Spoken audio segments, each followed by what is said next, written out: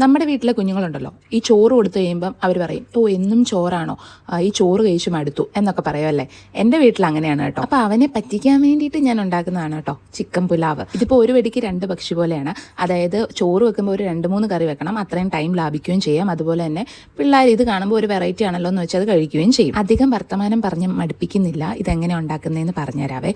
അതായത് ഒരു non stick പാത്രം വെക്കുക, അതിനകത്തേക്ക് കുറച്ച് എണ്ണയും അതായത് സൺഫ്ലവർ ഓയിലും അതുപോലെ തന്നെ 1 ടേബിൾ സ്പൂൺ നെയ്യും കൂടെ ഒഴിക്കുക. ഇതൊന്ന് ചൂടാകുമ്പോഴത്തേക്കിന് ഇതിനകത്തേക്ക് പട്ട, ഏലക്ക, ഗ്രാമ്പു പിന്നെ കുറച്ച് ജീരകം കൂടി ഇട്ട് നന്നായിട്ടൊന്ന് മൂപ്പിച്ചെടുക്കണം. എന്നിട്ട് ഇതിനകത്തേക്ക് ഇഞ്ചി, വെളുത്തുള്ളി, പച്ചമുളക് ഇത് ചതച്ചതും കൂടി ഇട്ട് കൊടുത്ത് നന്നായിട്ട് ഇളക്കിയിട്ട് ഇതിനകത്തേക്ക് നമുക്ക് ഒരു 3-4 സവാള ചെറുതായിട്ട് അരിഞ്ഞത് ഇട്ട് കൊടുക്കാം.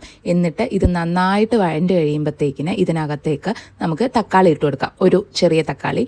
എന്നിട്ട് അതും കൂടി ഇട്ട് ഇത് മിക്സ് ആയി കഴിയുമ്പോഴത്തേക്കിന് ഇതിനകത്തേക്ക് പൊടികളിലായിട്ട് ഇട്ട് കൊടുക്കുന്നത് കുറച്ച് മഞ്ഞൾപ്പൊടി, 1 ടേബിൾ സ്പൂൺ മുളക് പൊടി, 1/2 ടേബിൾ സ്പൂൺ മല്ലിപ്പൊടി, 1.5 ടേബിൾ സ്പൂൺ ചിക്കൻ മസാല.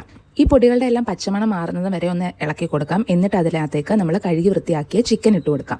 എന്നിട്ട് ചിക്കനും കൂടെ ഈ മസാലയിലേക്ക് ഒന്ന് മിക്സ് ചെയ്തതിന് ശേഷം ചിക്കൻ ഒന്ന് സോഫ്റ്റ് ആവാൻ വേണ്ടി കുറച്ച് തൈരും കൂടെ അതിനകത്തേക്ക് ഒഴിച്ചു കൊടുക്കാം. ഇനി ഇത് നന്നായിട്ട് ഇളക്കിയിട്ട് ഒരു 3 മിനിറ്റ് നമുക്ക് ഇത് ഇതേപോലെ തന്നെ ഒന്ന് വേവാൻ വേണ്ടി വെക്കാം. എന്നിട്ട് ഇതിനകത്തേക്ക് നമ്മുടെ ബസ്മതി റൈസ് ഇട്ട് കൊടുക്കാം. ഞാനിവിടെ 2.5 ഗ്ലാസ് ബസ്മതി റൈസാണ് എടുത്തേക്കുന്നത്.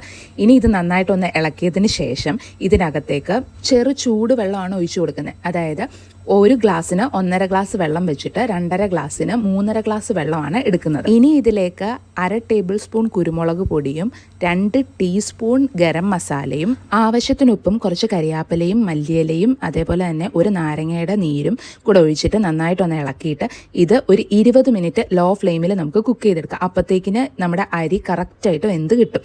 ഇനി ഇത് തുറന്നിട്ട് ഇതിനകത്തേക്ക് കുറച്ച് നെയ്യും കൂടെ നമുക്കൊന്ന് ചുറ്റിച്ചു കൊടുക്കാം. എന്നിട്ട് ഒരു 5 മിനിറ്റും കൂടി ഇത് അടച്ചു വെച്ച് കഴിഞ്ഞാൽ നമ്മുടെ റൈസ് സെറ്റായിട്ട് കിട്ടും. ഇതെന്താണേലും പിള്ളേർ വേണ്ടെന്ന് പറയത്തില്ല. അപ്പോൾ വീഡിയോ ഇഷ്ടപ്പെട്ടെങ്കിൽ ലൈക്ക് ചെയ്യുക, ഷെയർ ചെയ്യുക, സബ്സ്ക്രൈബ് ചെയ്യുക. വേറൊരു വീഡിയോ ആയിട്ട് ഉടനെ വരാം.